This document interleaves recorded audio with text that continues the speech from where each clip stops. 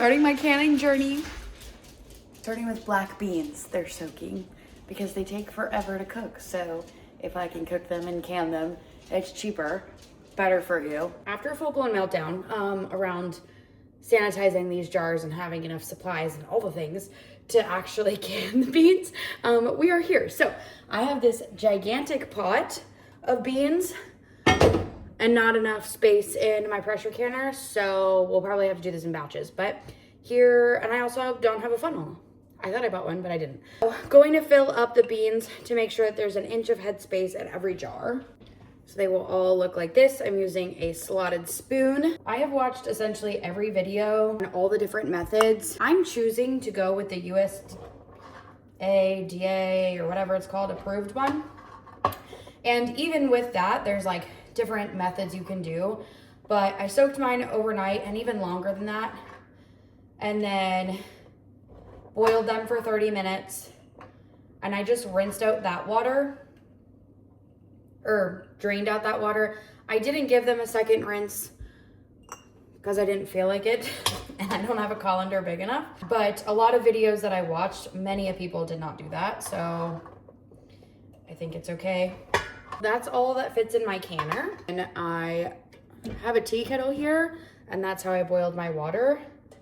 So just going to fill that up again until there's about an inch of headspace.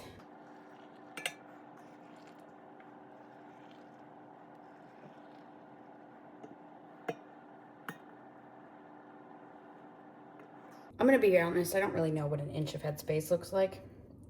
So I'm just kind of going based off of what I saw in the videos and like the lines.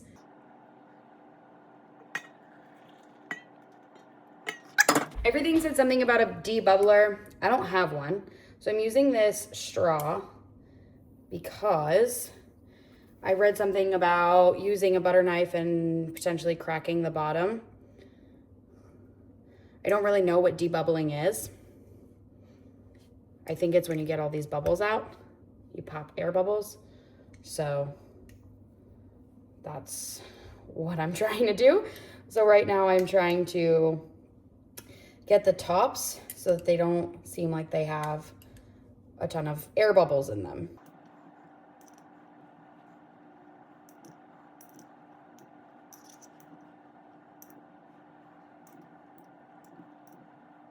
I feel like I'm piercing the beans, so I'm gonna use this because I saw somebody else using this type of spatula.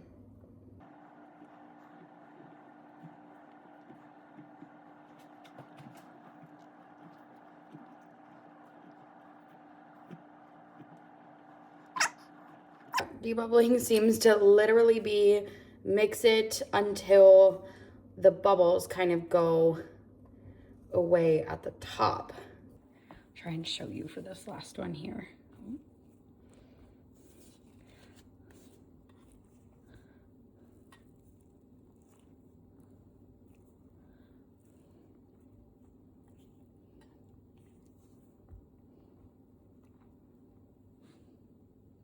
So you can see how there's no more bubbles on any of them.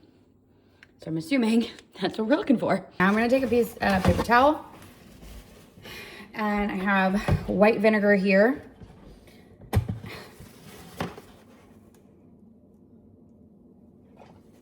So you put white vinegar and then you clean off the rims of your lids. And then you're also going to make sure you do the lids of your glasses. And in this moment, I'm realizing that I forgot the salt. So I'm really hoping that you can add the salt after. I'm gonna Google it. Just make sure you clean the rims with your white vinegar.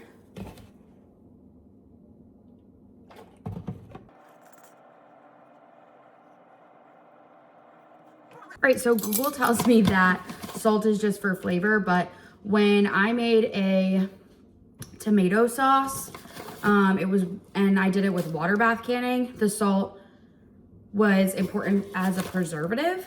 And the majority of reasons why things have salt in them in like that are packaged foods, the reason they have salt in them is because salt is a preservative. So I'm not gonna skip it because I know that about science. And so I use this pickling salt that I got from Walmart. And you put on your lids here. And everything says finger tight. So you just stick her on. Don't crank it, just finger tight, which like everybody has a different strength. So that always kind of confused me, but whatever.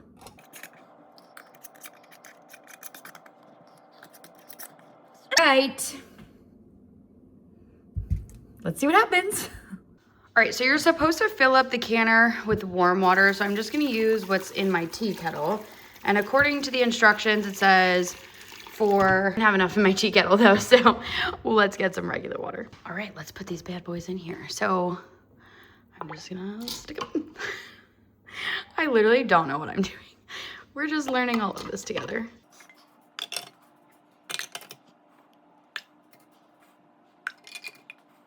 All right, so I'm gonna close her up. Lock her.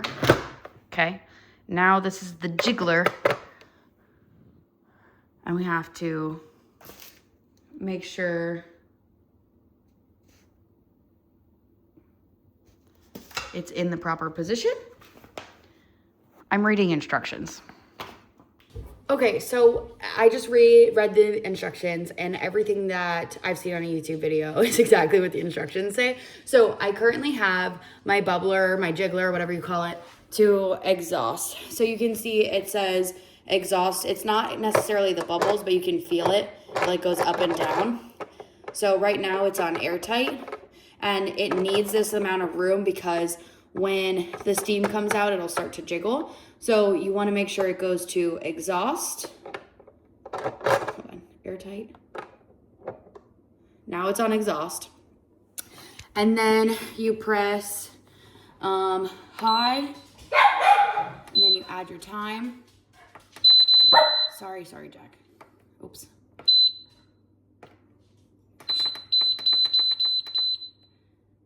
And then you press start.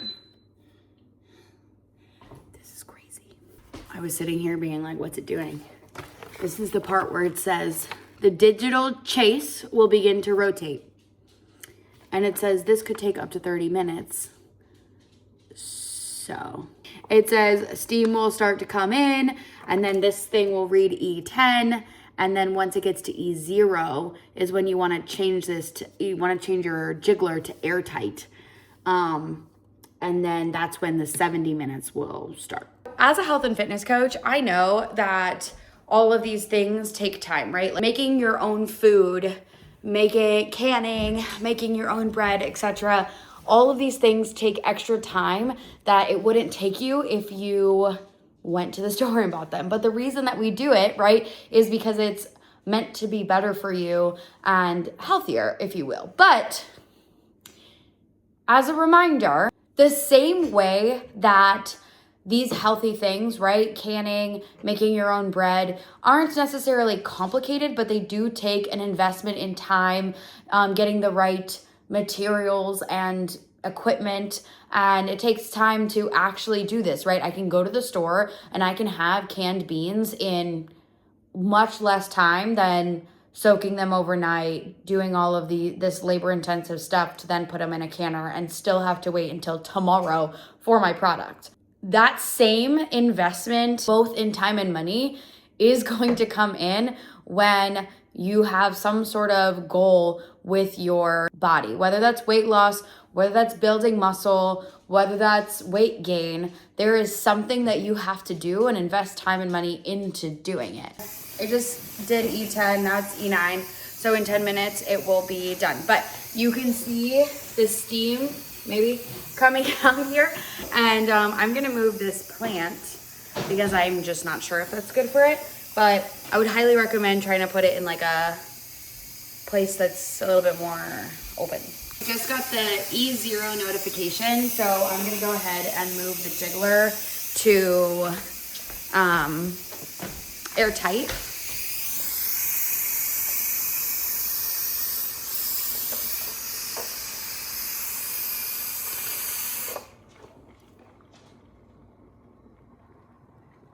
So I close it off and now there's no steam coming out because that's what the instructions say.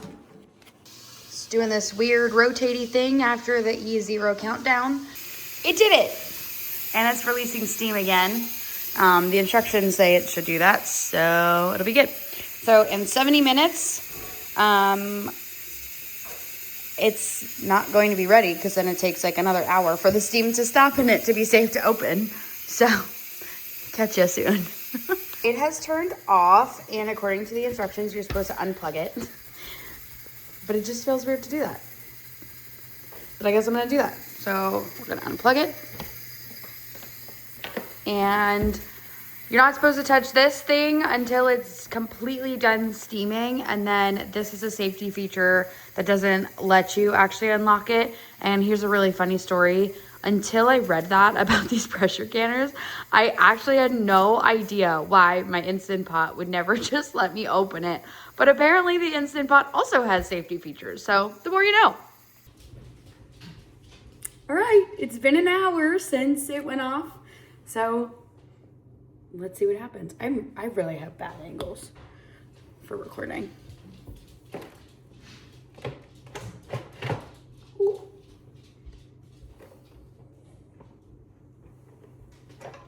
Oh my gosh. That's what we got so far. I heard one of them pop. I don't know which one. But is that good or bad? That's good. Ooh, all right. So you can see that there's still water in the top. So this one should be good.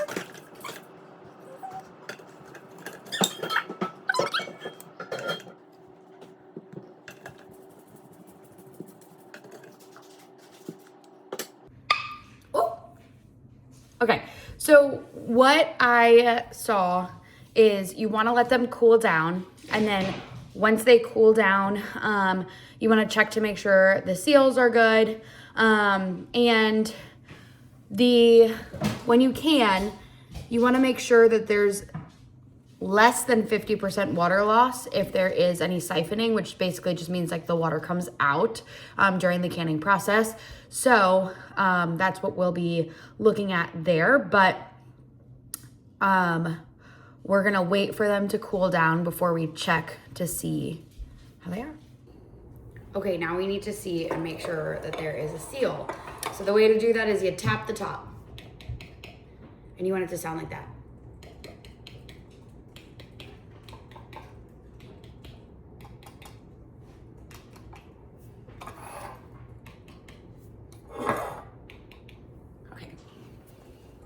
So just so you know, that's what they sound like.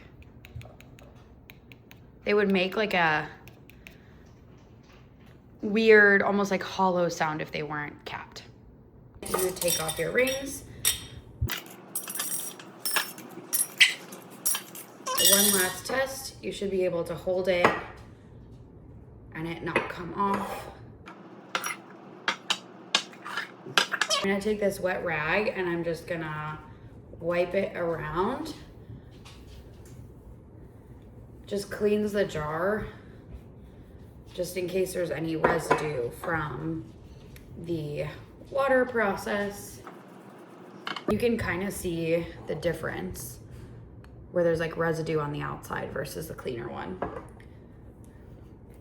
Some people I saw were like washing them under the sink, and I don't know, maybe I'll get to the level where I feel comfortable that that's fine, but I don't. So I saw this rag method and I thought that was more appropriate for my level.